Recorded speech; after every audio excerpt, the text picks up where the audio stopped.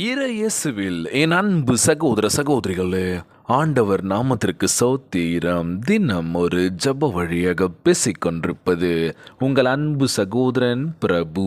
எப்படிங்க இருக்கீங்க?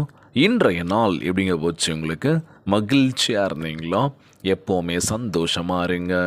ஆமேன். அன்பு சகோதர சகோதரிகளே, நீதிமானுடைய கொம்புகளோ உயர்த்தப்படும். சங்கீதம் 75 அதிகாரம் 23 சொல்லக்கூடிய அழகான வார்த்தைங்க. நம்ம என்ன செய்கிறோம் அப்படின்னு பார்த்தோம் அப்படின்னா, உன் வாழ்க்கையில் நீ நல்லது செஞ்ச அப்படின்னா கண்டிப்பாக நல்லது நடக்கும். 100% உண்மை இது. ஆனால் நம்ம வாழ்க்கையில் நல்லதும் பண்ணுவோம், கெட்டதும் பண்ணுவோம். ஆனால் நாங்கள் நல்லவங்க. யாருடைய வாழ்க்கையில் நாங்கள் போய் எதுவும் பண்ணல. நல்ல விஷயங்கள் பண்ணுறோம், எல்லாருக்கும் கொடுக்குறோம், செய்கிறோம், எல்லாமே பண்ணுறோம். ஆனால் அறம் மனநிலையாக இருப்போம். நம்ம மனசு தவறும் செஞ்சிட்ருப்போம், தவறுக்கான பரிகாரமும் செஞ்சிட்ருப்போம். இனிமேல் பண்ண மாட்டேன் அப்படின்னு சொல்லி. ஸோ இன்றைக்கி நம்ம வாழ்க்கையில் எல்லாமே நல்லதாக நடக்கணும் அப்படின்னா உங்களுக்குள்ளே இருக்க தவறான விஷயத்தை எடுத்து போடணும்ல. நல்லதுமே நினைக்கணும், வாழ்க்கையில் நல்ல விஷயங்கள் நினைக்கணும், மற்றவங்களுக்கும் அது நடக்கணும், மற்றவங்களும் நல்லா இருக்கணும். நம்ம மனசு ஓகே ஆயிடுச்சுன்னு வச்சுக்கோங்களேன், எந்த பிரச்சனையும் இல்லை.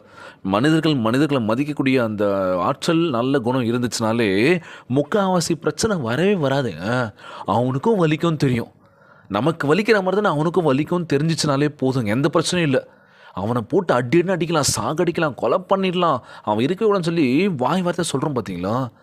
பண்ணிடலாமா? இன்றைக்கி அதான் நடந்துகிட்ருக்குல்ல.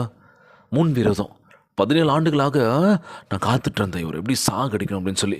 நேரம் வந்தது, சாகடிச்சிட்டாங்க. அவ்வளோதான். இல்லை, பழிக்கு பழி சொல்லுக்கு சொல் அப்படின்னு சொல்லுவாங்களாம். ஸோ நீங்கள் எத்தனை பேர் இதை தவறு பண்ணிகிட்ருக்கோம்ல?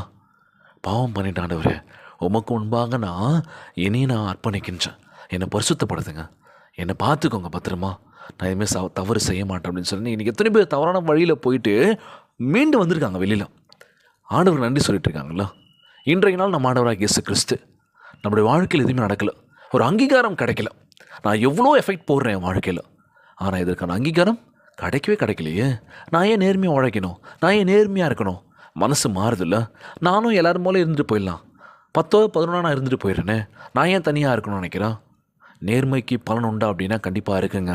அடுத்தவங்களை பார்க்காதீங்க, அடுத்தவங்க என்ன யோசிக்கிறாங்க, என்ன பண்ண போகிறோம் அதை பற்றி யோசிக்காதீங்க. நீங்கள் என்ன பண்ண போகிறீங்க? பயப்படாதிருங்கள், நான் உங்களோடு கூட இருக்கின்றேன். நீதிமானின் கொம்பு உயர்த்தப்படும். இன்று ஆண்டவர் உங்களை கனப்படுத்துவார், உயர்த்துவார்.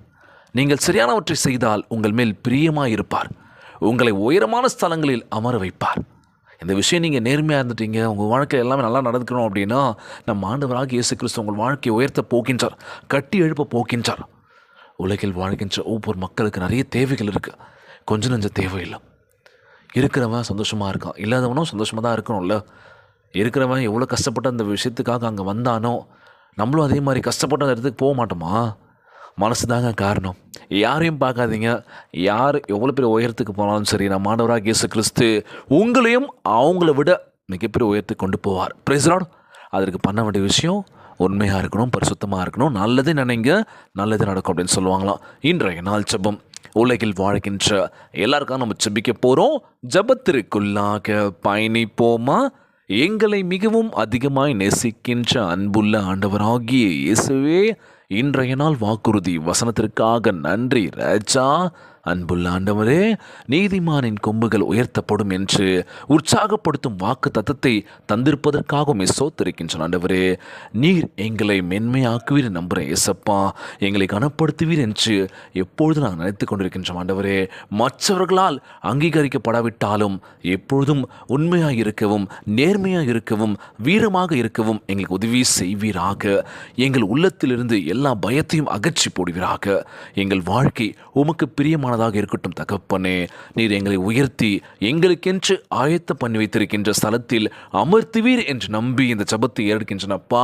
இந்த ஜெபத்தை கேட்டுக்கொண்டிருக்கின்ற அன்பு சகோதர சகோதரிகள், என் அன்பான உறவுகள் எல்லோரும் நல்லா இருக்கணும்ப்பா.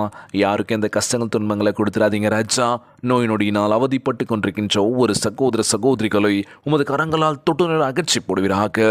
உம்மால் கூடாத காரியம் ஒன்றும் ஆண்டவரே. எல்லோரையும் பார்த்துக்கோங்கப்பா. கண்ணீரும் கவலைமா ஜெபிச்சு கொண்டிருக்கின்ற உம்முடைய பிள்ளைகளை பாருங்கப்பா. கண்ணீரை தொடங்க ராஜா, கவலையெல்லாம் அகற்றி போடுங்கப்பா. ஒவ்வொரு குழந்தை செல்வங்களை ஆசீர்வதிங்க. உடல் தெம்பும் வலிமை தர வேண்டும் என்று கேட்குறேன்ப்பா. கணவன் மனைவிக்குள்ள ஒற்றுமையை கொடுங்க, சமாளத்தை கொடுங்க சொல்லி கேட்குறேன்ப்பா. எல்லோரும் நல்லா இருக்கணும் ஆண்டவரே. இன்றைய நாள் ஜெபம் இயேசுவின் விலையேற பெற்ற நாமத்தினாலே ஜெபிக்கின்றேன் நல்ல பிதாவே, ஆமேன். ஆமேன். இயேசுவுக்கே புகழ், இயேசுவுக்கே நன்றி. மரியே வாழ்க. God bless you all.